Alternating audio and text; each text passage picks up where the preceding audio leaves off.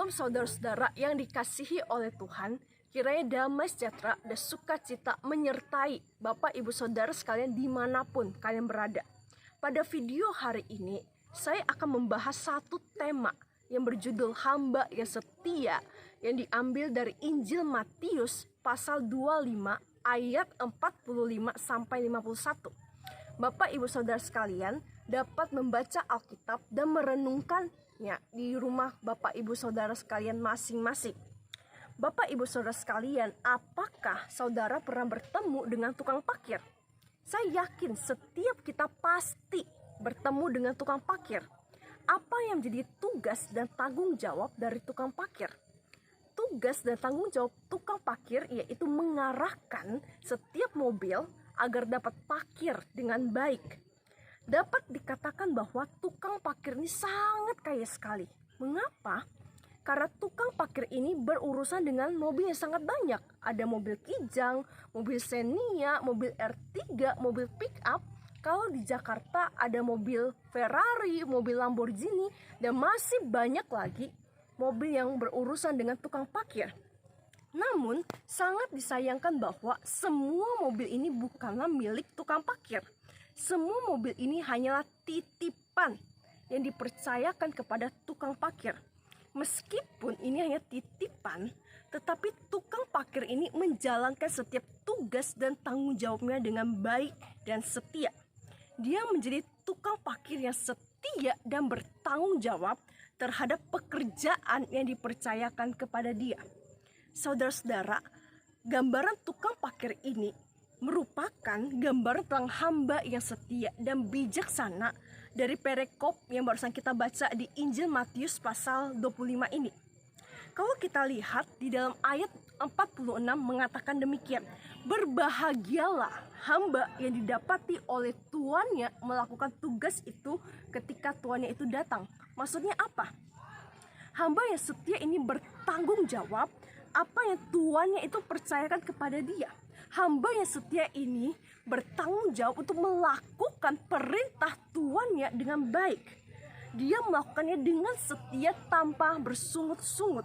Dengan kata lain bahwa hamba yang setia ini menaati perintah tuannya dan melakukan kehendak tuannya dengan baik. Oleh karena hamba ini setia, maka di ayat 47 mengatakan bahwa tuannya memberikan hadiah kepada hamba yang setia ini. Hadiah apa? Hamba yang setia ini diangkat dan diberikan tanggung jawab untuk menjadi pengawas untuk semua harta milik dari tuannya. Tuannya mengangkat hamba yang setia ini. Tuannya memberikan kepada hamba yang setia ini tanggung jawab yang lebih besar karena hamba yang setia ini sudah bertanggung jawab dan setia terhadap perkara yang kecil. Makanya tuannya berkata berbahagialah kepada hamba yang setia. Ini adalah gambaran hamba yang setia yang sungguh-sungguh bertanggung jawab dan sungguh-sungguh menaati kehendak tuannya dengan baik. Saudara-saudara, jika ini adalah gambaran hamba yang setia, pasti ada hamba yang jahat dong. Nah, hamba yang jahat ini berbanding kebalik dengan hamba yang setia. Hamba yang jahat ini tidak melakukan apa yang diperintahkan oleh tuannya. Hamba yang jahat ini hidup semau kehidupannya. Sebagai contoh di ayat 49, Alkitab mencatat bahwa hamba yang jahat ini minum dengan pemabok, memukul hamba lain, dan dia berlaku tidak setia dan melakukan semua perbuatan dia untuk menyenangkan kehidupannya sendiri. Hamba yang setia yang jahat ini menganggap remeh pemberian dan kepercayaan tuannya. Hamba yang setia tidak mengerjakan tugas dan tanggung jawabnya dengan baik. Sampai pada akhirnya ketika tuannya datang dan melihat bahwa hamba yang jahat ini tidak setia, maka hamba yang jahat ini mendapatkan sebuah hukuman, mendapat sebuah punishment yang setimpal, yaitu tuannya menangkap hamba yang jahat ini, tuannya membunuh dia dan membinasakan dia dan menaruh hamba yang jahat ini ke dalam kertakan gigi yang paling dalam. Saudara, respon tuannya kepada hamba yang jahat ini menunjukkan bahwa tuannya sangat marah besar terhadap sikap dan tindakan dari hamba yang jahat ini. Dia marah kepada hamba yang jahat ini yang sudah menganggap remeh dan tidak mengerjakan kepercayaan tuannya dengan baik. Sampai dia menghukum hamba yang jahat ini dan memasukkan dia ke dalam kertakan gigi yang paling dalam. Bapak Ibu Saudara sekalian, apa yang dilakukan oleh hamba yang jahat ini melupakan satu hal. Apa itu? Dia lupa akan status diri dia sebagai hamba. Hamba yang jahat ini lupa bahwa dia hanyalah hamba dan bukan pembantu. Pada masa itu, hamba dengan pembantu di masa sekarang itu jauh berbeda. Pembantu di masa sekarang itu setidaknya bisa mendapatkan gaji atau upah dari sang tuan. Tetapi kalau hamba pada masa itu tidak mendapatkan upah apa-apa. Dia tidak punya hak untuk menuntut. Dia tidak punya kepentingan. Yang dia lakukan hanyalah mengabdi dan melayani sang tuannya. Pada perikop ini Tuhan menggunakan kata hamba untuk menunjukkan status dia hanyalah hamba dari Tuhan, mengerjakan segala sesuatunya sesuai permintaan sang tuan. Melihat kondisi ini itu mengingat saya di sebuah kisah di dalam Injil Lukas pasal 17. Dalam Injil tersebut mengatakan bahwa ada seorang hamba yang membajak di ladang yang menggembalakan ternak domba sang tuannya. Ketika dia bekerja dari pagi sampai sore, hamba ini pulang ke rumah dan ketika tuannya melihat hamba ini, tuannya tidak memuji dia. Wah, kamu pasti sudah capek dong, ayo masuk makan. Tidak, saudara. Yang dilakukan oleh tuannya adalah ketika hamba ini masuk ke rumah, tuannya berkata, kamu ikat pinggang kamu, sediakan makanan buat aku dan layani aku sampai selesai. Dan akhirnya hamba ini akan berkata, sesungguhnya aku adalah hamba yang tidak berguna, yang melakukan apa saja yang menjadi perintah tuanku. Hamba ini hanyalah melayani dan mengabdi sepenuhnya kepada tuannya. Karena dia gak punya hak dan kepentingan apa-apa selain memberikan yang terbaik kepada Tuhan dia.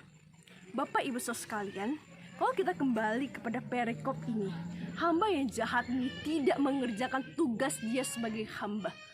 Dia tidak mengerjakan kepentingan tuannya, tetapi sebaliknya yang dia lakukan adalah mementingkan diri dia sendiri. Hamba yang jahat ini hanya peduli dengan dirinya sendiri. Sampai pada akhirnya tuannya sangat marah kepada hamba yang jahat ini, hamba yang sudah tidak berlaku setia, sehingga memberikan hukuman yang setimpal dan membinasakan hamba yang jahat ini dan memasukkan dia ke dalam kertakan gigi yang paling dalam. Saudara, inilah gambaran hamba yang jahat, yang sudah tidak setia terhadap apa yang dipercayakan oleh tuannya. Bagaimana dengan kita, saudara-saudara yang dikasihi oleh Tuhan? Apakah kita mau menjadi hamba yang baik dan setia atau hamba yang jahat? Hamba yang baik dan setia adalah hamba yang sungguh-sungguh menaati perintah tuannya.